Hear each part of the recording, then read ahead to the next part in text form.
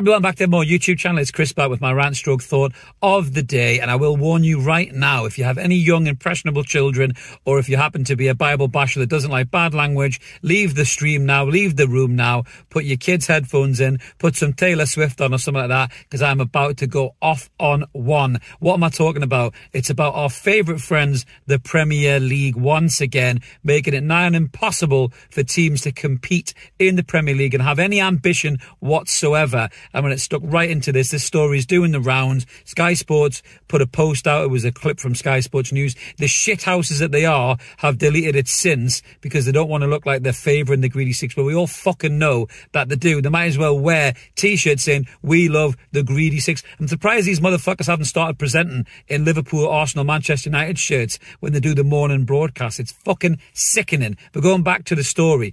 So apparently clubs are going to have to sell if they want to beat the PSR and FFP restrictions and punishments that have been dished out to people previously. And I'm going to give you a list of clubs right now. And this tells you everything that's wrong with this complete, corrupt shit pile that is the Premier League. Best league in the world, my fucking arse. So these are the clubs that apparently are close to the knuckle with the financial fair play ceiling. Newcastle United are one of them, apparently. Richest fucking owners on the planet. But we can't buy any players unless we sell players. So cue the vultures circling around Bruno Guimaraes with his release clause. Alexander Isak, who have both stated already that they're happy at the club. We've seen them posing in the sexy new Adidas shirt. They want to stay here. But these fucking arseholes in the Premier League and their bullshit regulations and rules that are stitched up to look after six fucking clubs are trying to make us sell our prized assets. Fuck you, Premier League. Fuck you. So going on to the next club. And by the way, Newcastle United finished in the Champions League season before last. So that's for any non-Newcastle United fans. Let's just process that, okay? So they finished in the top fucking four and they still can't buy players. Aston Villa's the next team on the agenda. They finished top four last fucking season and they have to sell their best players. Cue the vultures again, circling around Douglas Luiz.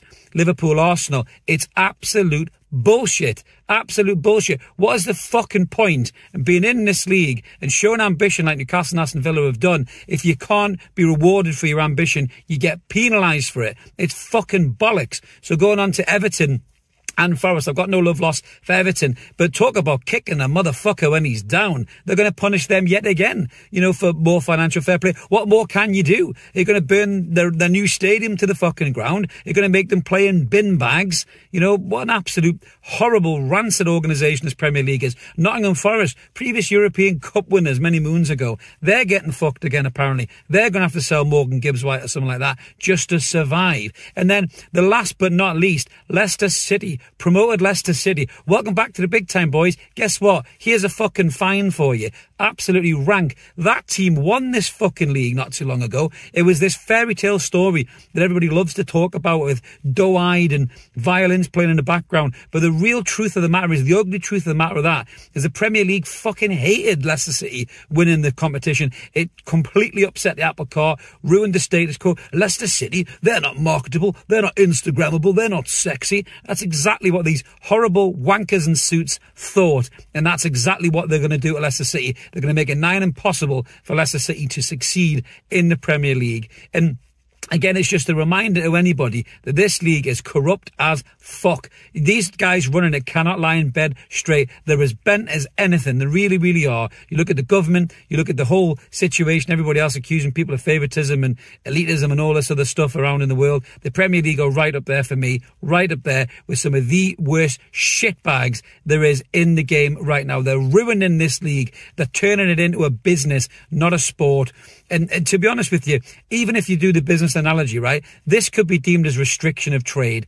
If you stopped a company that was bought by rich asset owners and wanted to post up in the business, they wanted to pay for a new website, they wanted to build new premises, they wanted to get new vans on the road, they wanted new uniforms, you wouldn't stop them. But the Premier League is stopping anybody doing that. So anybody with wealth who buys a football team, you can't do anything with it. They hope, the Premier League hope, they'll never admit it, but they hope that the Saudis get bored of this and they fucking sell Newcastle and they leave, and Newcastle goes back to when thick came. That's exactly what they hope. But there is maybe some light in the background for the likes of Newcastle and Aston Villa in particular. I know Forest and Everton maybe have a little bit more trouble, but Newcastle and Villa, who've got rich, ambitious owners who want to succeed. I saw a great quote about Aston Villa where they said they're basically being punished for ambition. That's exactly what Newcastle are as well. But the shining light in the background here is that the Premier League and Manchester City are now going toe-to-toe with regards to these 115 alleged charges, you know, I think the third-party ownership deals or whatever it is,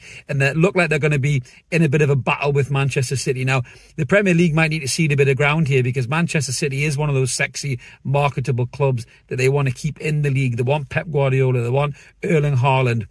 They don't want to lose, you know, De Bruyne, all these guys. They don't want to lose these marketable, sexy names that get bums on seats and investors into the boardroom, you know. So the Premier League are in a real situation here of who blinks first.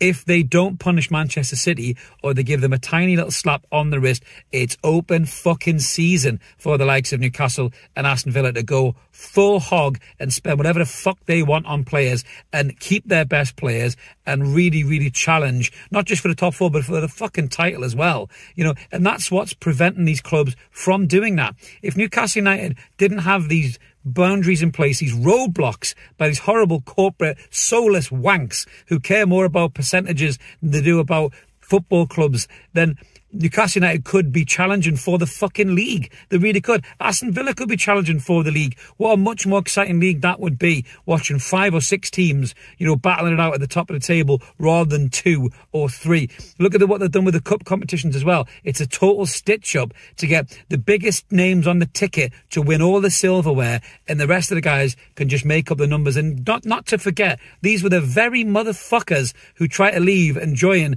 a Super League and leave the Premier League high and dry. Now, those guys forget about all of that and they treat the rest of the Premier League with utter fucking disdain compared to these big elite rich clubs. Manchester United are £1 billion in debt, and they're letting this skinny wanker, Mr. Burns with a goatee, Sir Jim Twatcliffe, walk around there like he's fucking some God's gift to business, talking about he wants the taxpayers to build a new stadium for Manchester United. Get fucked. The Premier League are letting Manchester United spend even though they're completely in the red, you know, and other teams have got to suck it and see, even though they've got ambitious owners who have the capital and the wherewithal to spend. You know, I've heard people like Gary Neville say before, you know, have a secured bond, have a situation where owners can say, right, we'll bankroll, we'll cover the operational costs, and then you go and spend. But one thing is for sure, FFP, PSR, this is not working. It stinks to high heavens. Every single football club can see it. You're limiting ambition. You're preventing competition. It's like a restriction of trade. The Premier League, you are bent as fuck.